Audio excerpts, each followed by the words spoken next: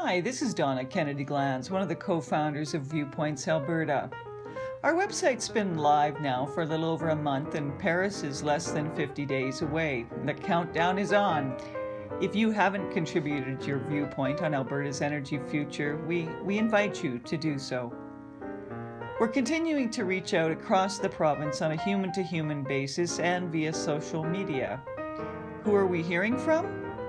Faith-based groups, environment and climate change groups, heavy oil producers, chambers of commerce, community leaders, education leaders, oil sands advocates, oil company employees, farmers, renewable energy companies and investors, researchers, media, politicians, youth, artists, First Nations communities, and lots of students.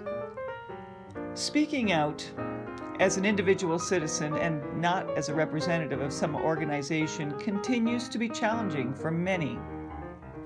But these individuals are able to contribute a strong and clear vision about Alberta's energy future, either by working with a trusted Viewpoints Alberta facilitator in a one-on-one discussion, or by taking time to work through their ideas and create a strong video or voice message.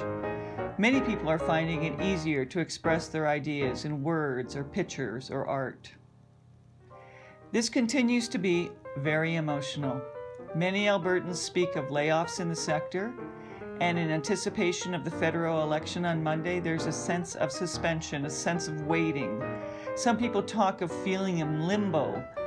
Some Albertans are quite shocked by the outside world perceived dismissiveness of the energy sector, and they speak of marginalization. This is what we're hearing in the shared viewpoints. There's near unanimity that changes to our energy sector are inevitable and/or desirable. No one is really defending the status quo, and even those who have mentioned that Alberta's progress to date has been ignored or downplayed aren't saying that we can't do more. Strongly coupled with the need for change is the concept of encouraging and supporting innovation, both in finding new ways to do things as well as improving what we do. There's a strong base of support for increasing the use of renewables and alternative energies and green tech within Alberta. Wind power has been mentioned most often, but also solar, energy storage, and electric vehicles. There's considerable concern about the environment, primarily centered around climate change, but water use and land reclamation have come up as well.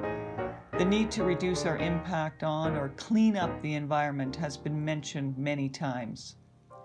The oil sands continue to be the segment of our energy industry that attract the most attention from people submitting viewpoints, and there is increasingly emphasis on actions rather than words to build Alberta's credibility. The how of moving forward remains quite vague and varied. Suggested courses of action have ranged from changing individual actions, to investing in innovation, to revising regulations, to government intervention on a large scale.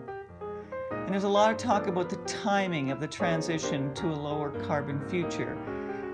Several comments have talked about the ending the use or the dependence on fossil fuels, but lack specific timelines or a sense of what might replace these fuels. Some people have a great sense of urgency about this transition, and others are very cautious. Words like moral, ethical, and sacrifice have been used many times, showing that people aren't just looking at this question from an economic viewpoint. And there's also some recognition that Alberta's energy industry is only a small part of a much larger and complex global issue.